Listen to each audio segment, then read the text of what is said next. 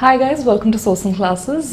Join us here on a discussion with our faculty, Major Oberoi, on internal security, its dynamics and relevance to UPSC preparation.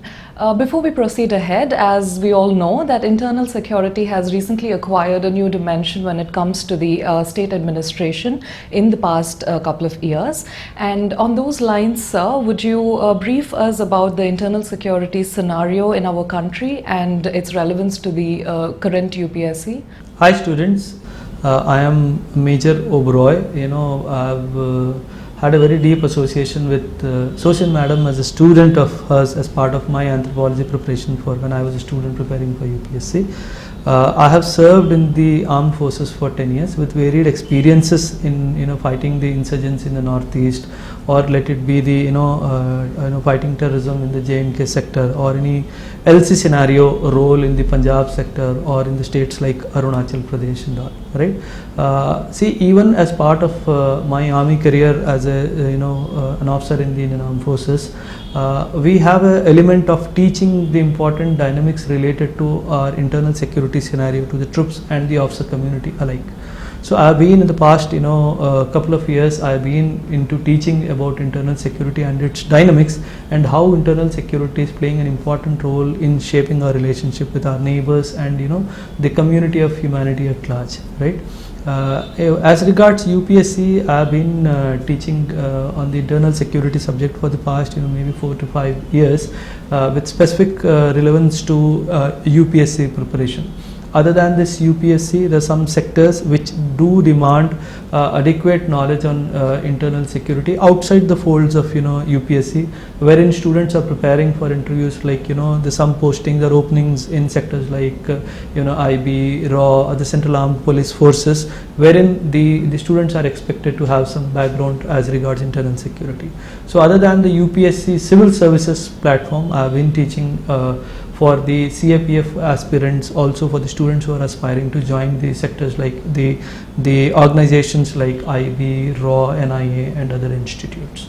Okay, so it's been a journey of maybe around 4 to 5 years into teaching internal security.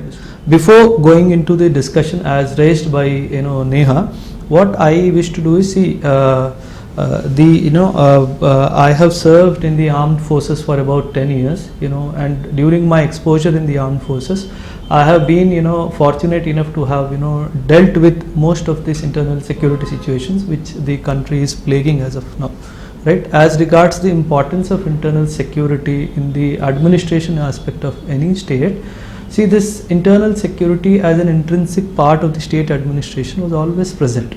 It is only because of the events which are happening in the past couple of decades, it has assumed greater significance and it has come into the limelight, right? And seeing this, as an important dimension of the state administration, now at various levels of administration, starting from panchayats to the district administration to the state administration and the central government administration, the angle of internal have been given utmost importance, right? Coming to the scenario as regards internal security in our country, we have to understand that India as a country is a result of a political history, where the creation of whatever we conceive as India today is a result of political mapping of a country post independence, right? So the boundaries that we have today, they are not naturally drawn boundaries, but they are politically drawn boundaries. And when you have politically drawn boundaries, we are bound to have the differences what we have with states like Pakistan, China, Bangladesh, even Sri Lanka for that matter, right? And there were some issues as regards Myanmar also. So because of a past which has been the result, as I said, the India as a country is a result of partition which was overseen by a colonial power like British administration. There were some unsettled disputes. So with this as the background, India as a country is bound to have some issues that would be plaguing our relationships with the neighboring countries for some time to come, right? So when we talk about this scenario in our country, there are issues like, you know, the left-wing extremism, which has been a major cause of concern for the government in the 60s, 70s, 80s, though it seems to have, you know, kind of mellowed down in its, you know, intensity and the frequency. But even today, the Maoists carry that, you know, capacity to carry out a strike at will, right? So notwithstanding that, the government is making so many efforts. We'll discuss, you know, ahead in this discussion. And there's some issues like, you know, the northeast insurgency, where the, you know, especially the Nagas, the NSC and IM is asking for, you know, greater Nagaland, you know, as a separate secessionist state from, you know, India. They want to establish a greater Nagaland encompassing areas from, you know, Assam, from Manipur, even Myanmar also. So, you know, these demands in this 21st century or in the contemporary world are very difficult to be satisfied. So we need to understand, whenever we are talking with the NSCM, IM through these interlocutors, we have to keep the relationship of India with countries like Myanmar, China and also Pakistan in mind when we talk, when we bring, you know, these parties to the discussion table.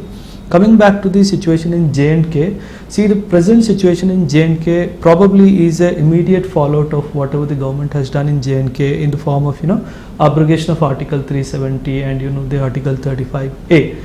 The relationship with China also, as you might be aware, you know, every day in the news, the disturbances along the Pangangso Lake have, you know, taken the center stage of discussion and the news, you know, platforms altogether, right, on a common scale. Even a small country with whom we always consider to have a very good relationship like Nepal also, on over a small stretch of land in an area called Kalapani, the fight is going on a very, very different scale, which probably the country would have never envisaged. So the internal security, you know, is not restricted to what we see in the news.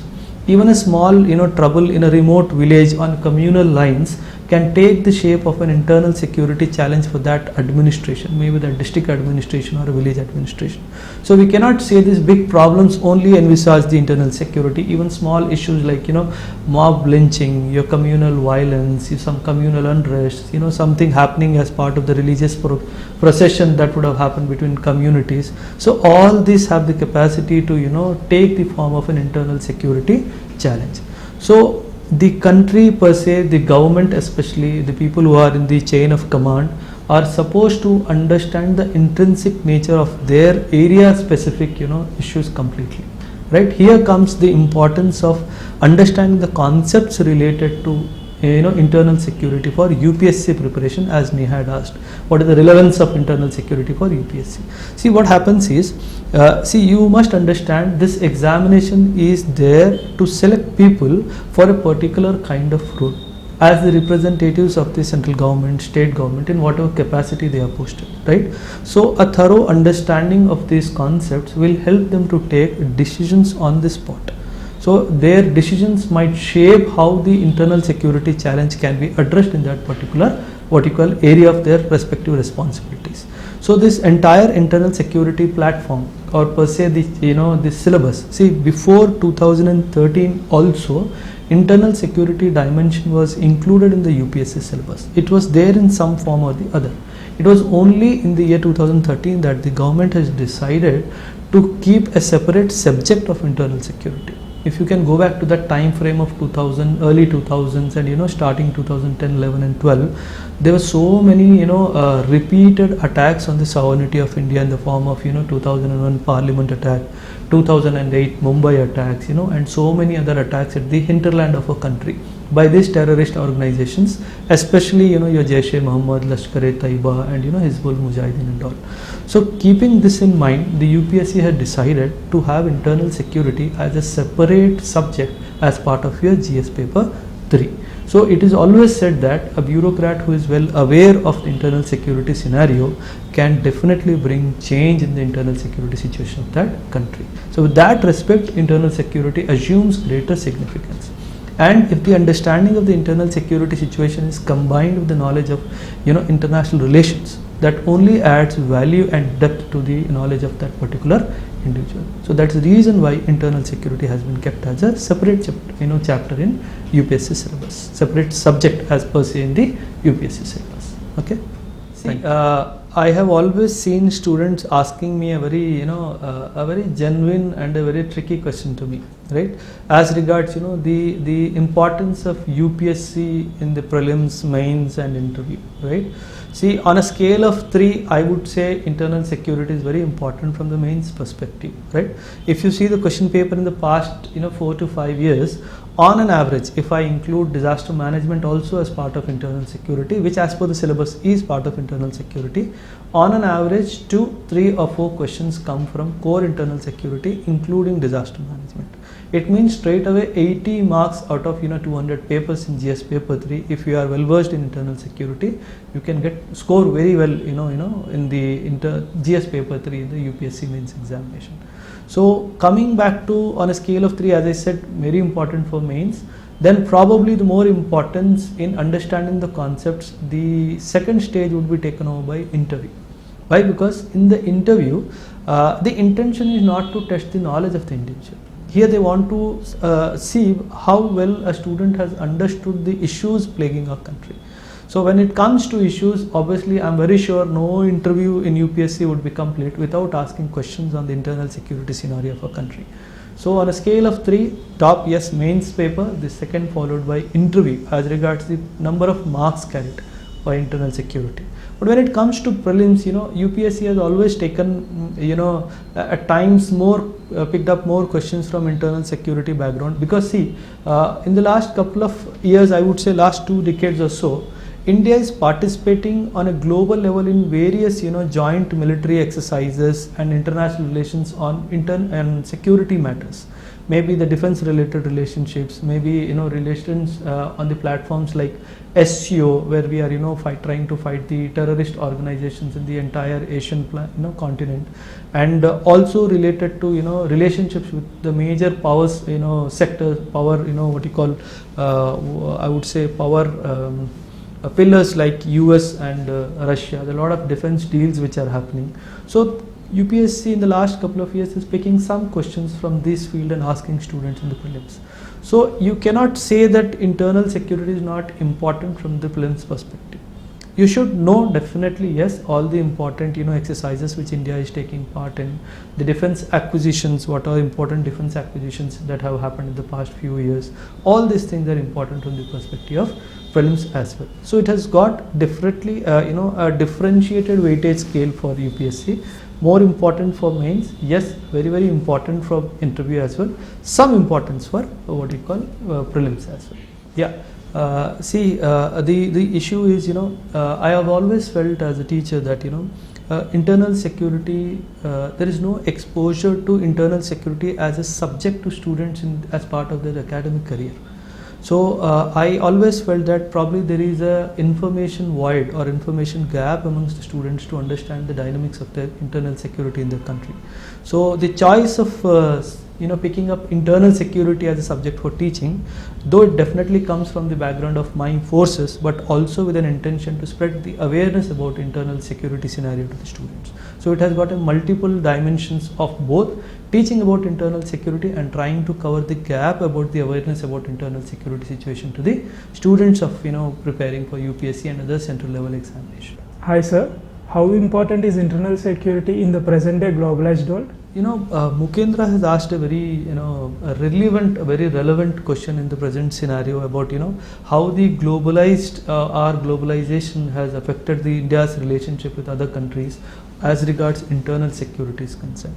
See, as we have seen that India generally globalized its economy in the year 1990s as part of the LPG reforms, right? The liberalization, privatization and the globalization reforms.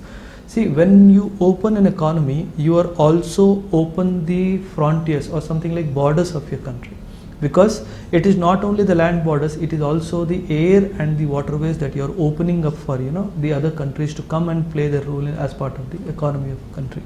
So when you are opening your gates for good, there are chances that some bad may also take the same route. So in this scenario of globalized economy, because where we have opened our frontiers for on the name of trade and mutual coexistence, there's some challenges as regards internal security as well. right? See, we have always seen this integrated checkpost which we have along Pakistan, Bangladesh, Nepal, Bhutan, China, not China, what you call Myanmar border.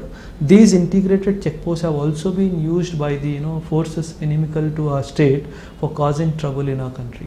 Maybe in the form of sending some truck trafficking, kind of doing some drug trafficking, maybe in the form of some arms trafficking, women and children trafficking. So these routes have been taken by these forces inimical to our state for causing trouble in the hinterland of our country. So this globalization somewhere has increased the responsibility of India as a state combined to fight this problem of internal security envisaging, which has got transnational nature. That's the reason why when we talk in a classroom setting, we always talk about transnational organized crime, because in this scenario of globalization, one individual need not come to India to do something wrong here. Sitting very far from India also, he can execute organized crime. He can run organized crime syndicate. He can run a parallel government in India. So when you have globalized, as part of globalization, when you have opened your economy, we have also opened our economy to these troubles, and we need to be prepared to fight this on parallel with our trade. So you cannot say that please close this globalization trade so that we can better control the internal security situation. Parallelly there should be trade, parallelly there should be a control on this kind of inimical forces also. See, when we talk about globalization, especially related to internal security, the aspect of defense procurement also comes at the front stage. See, you might be aware of India deciding to buy this S-400 missiles from Russia, right? Anti-aircraft missiles from Russia. This to a larger extent disturbed the relationship between India and US. So it means that one procurement with one country may disturb our relationship with the other country. So we had to probably do something to satisfy US to ensure that it does not take it as as a step by India against US or something.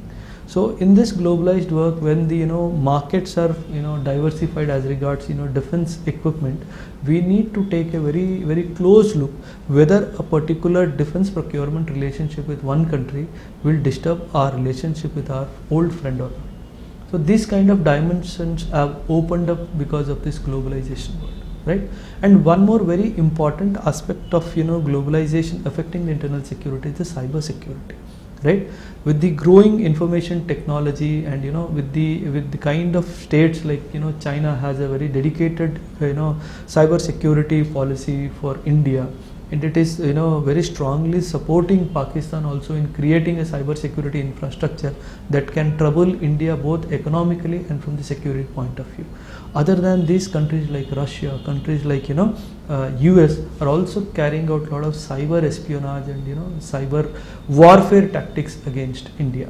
So these are some of the important dimensions that we need to keep in mind when we are deciding relationship with this country, with these countries. One more dimension is that militarization of space. Over the past couple of years, China has developed technologies wherein it has acquired technologies of destroying the satellites. You might remember, or you might be aware of this, in 2019 India also through this Shakti, Operation Shakti, have developed capacity to destroy any satellite of any country in the low Earth orbit.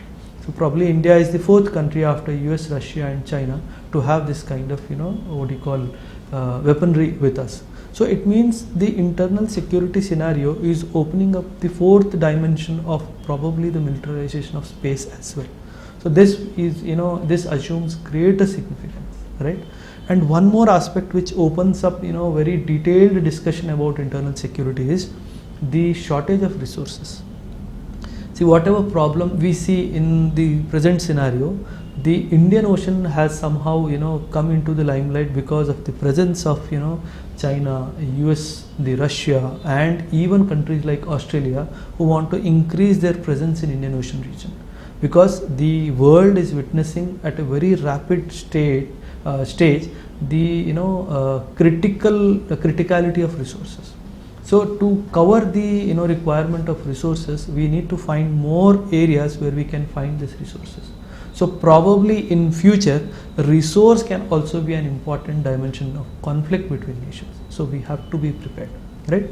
So though after discussing all these concepts or dynamics of internal security, what I personally feel is that one aspect which needs to be given utmost importance.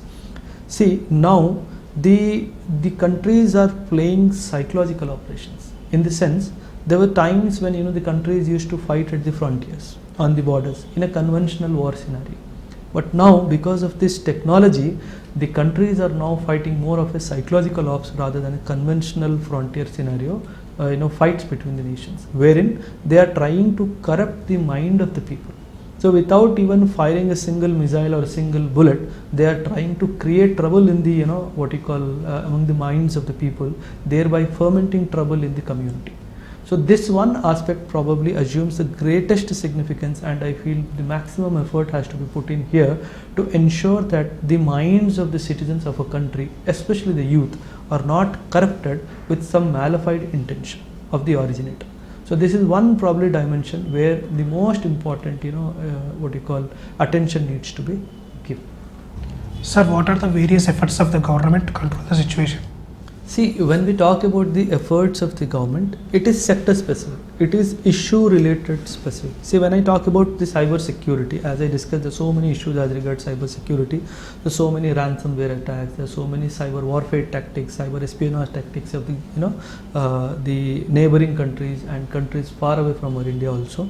Like as regards cyber security, the government has put in place a lot of infrastructure. Like we have the NCIIPC, National Critical Information Infrastructure and Protection Center.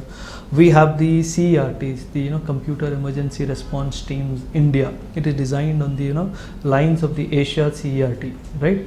So there are institutes like the National Cyber Command Center, Cyber Coordination Center we have. So the government is putting in all its efforts to bring in a holistic approach in addressing a particular sector. See, because information technology is one sector where the attacker is outspacing the defender.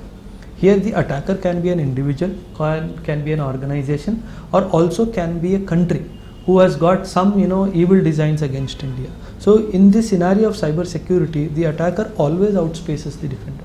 So instead of responding to a situation, we should try to develop technology where we can preempt what the enemy is designing against us and try to interdict him or kind of preempt him before he strikes our country. In the last year also we would have seen somebody through a malware attack, somebody tried to enter into the server system of our Kudankulam nuclear power project. So these kind of attacks, though there is a complete hierarchy of reporting and action being taken post the incident, I think there is a need to develop infrastructure where we can preempt the attacker and try to stop that incident from happening in the first place. Probably this is one sector.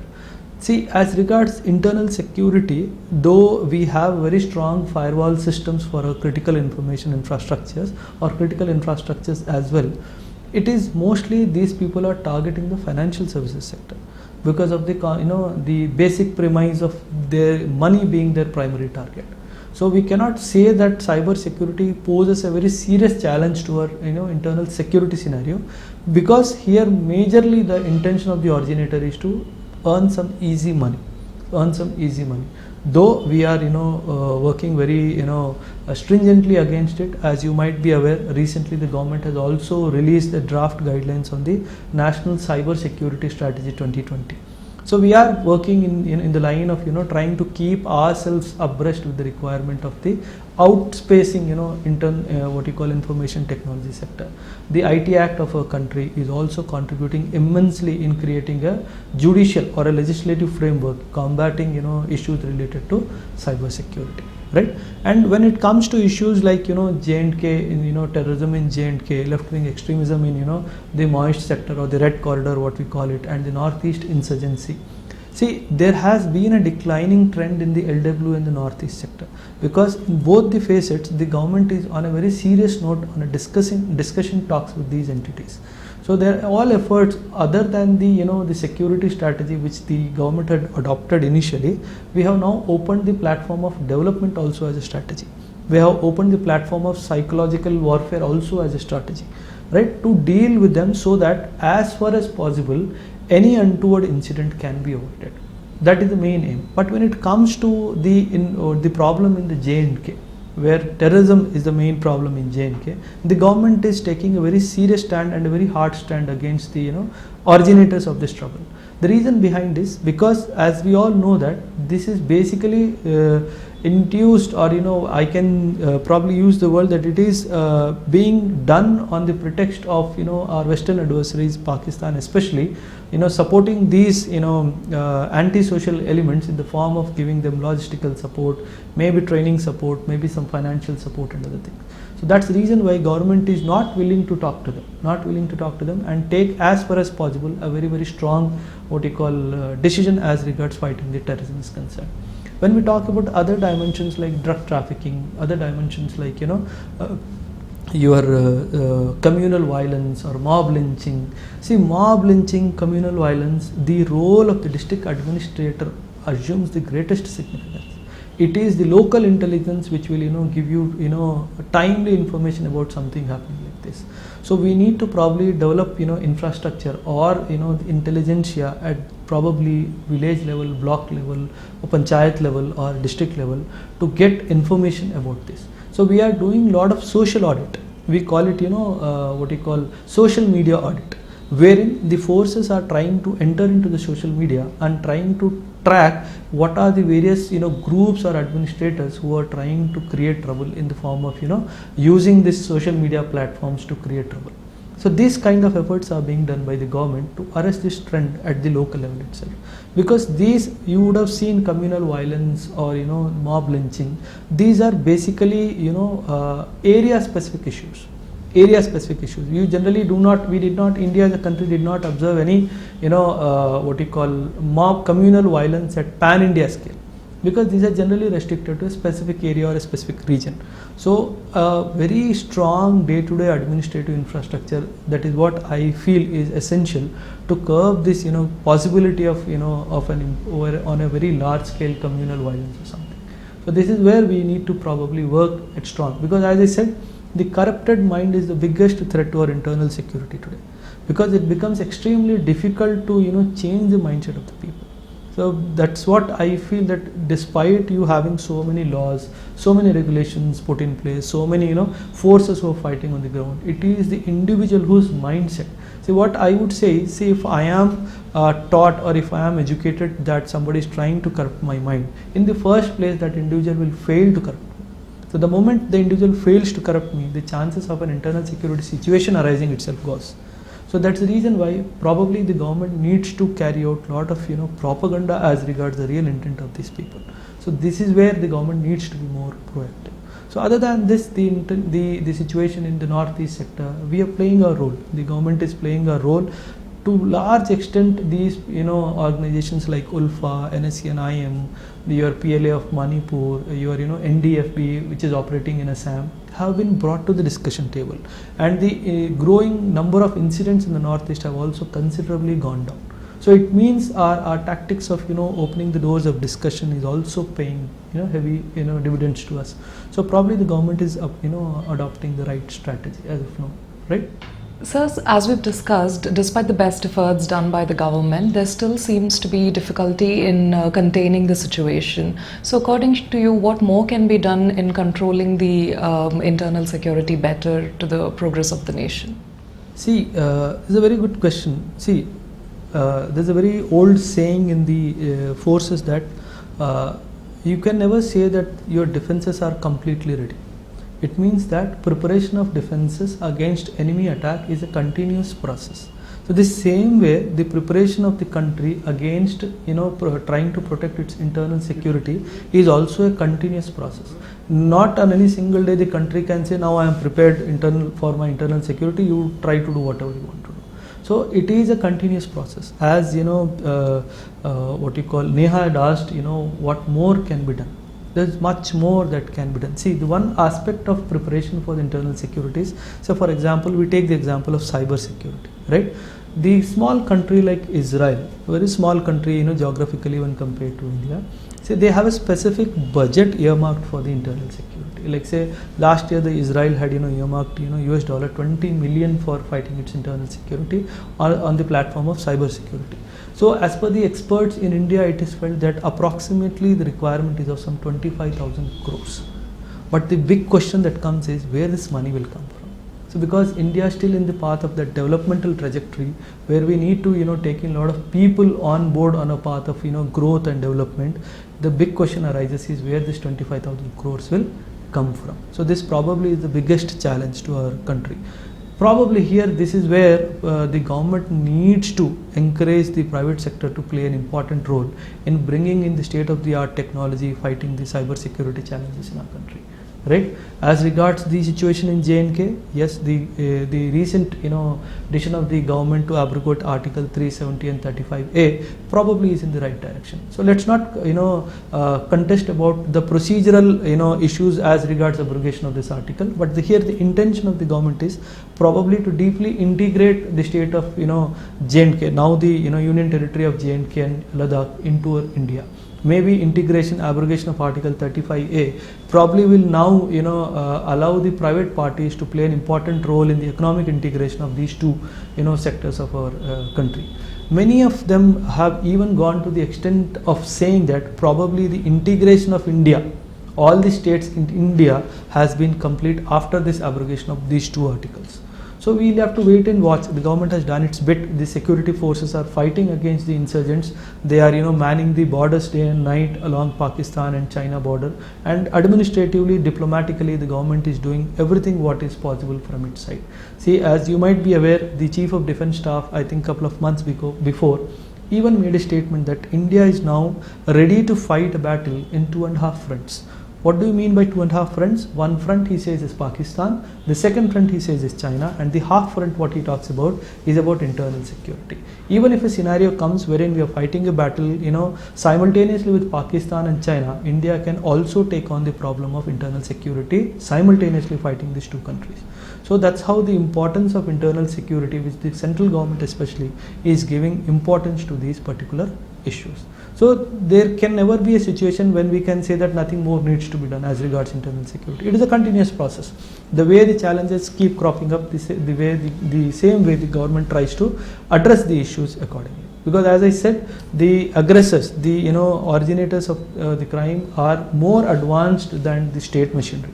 So we need to find ways and means to control them. The biggest aspect here comes is how to control the financial part here. So that's the reason why you might be aware India is pressurizing Pakistan through the platform of FATF to ensure that the funding to these anti-social elements is somehow stopped. The moment the funding is curtailed, obviously the motivation will automatically come down, and the instances of these kind of issues will automatically go down drastically. Okay? See, ever since the ancient time, internal security was a very important dimension of administration of the state. Even luminaries like Kautilya in his world famous book Arthashastra, he has given the most importance to the internal security of a state more than the external security, where he felt that a state, if it doesn't address the internal security problem, can also lead to its complete disintegration. And what this guy has written so many centuries ago, it came true even after the World War II. See, after the World War II, some around 39 countries got disintegrated. Out of these 39 countries, 34 countries, the common factor for disintegration was their failure to properly address the internal security scenario. So internal security is such an important administrative factor that if you fail to address it adequately or promptly, it can even lead to destruction of your entire state per se. So, and when India is bordered with countries who have got ill or evil designs against India, it assumes greater significance. So equally than with our external security, internal security also assumes a very, very great importance as part of our administration of our country. To the end, thank you for your time, sir. The discussion has been deeply insightful, and I'm sure after watching this, many of the students will understand the holistic approach of internal security and its relevance to the UPSC exam. Thank you very much, students. Hope to see you in the classroom setting. Thank you, sir.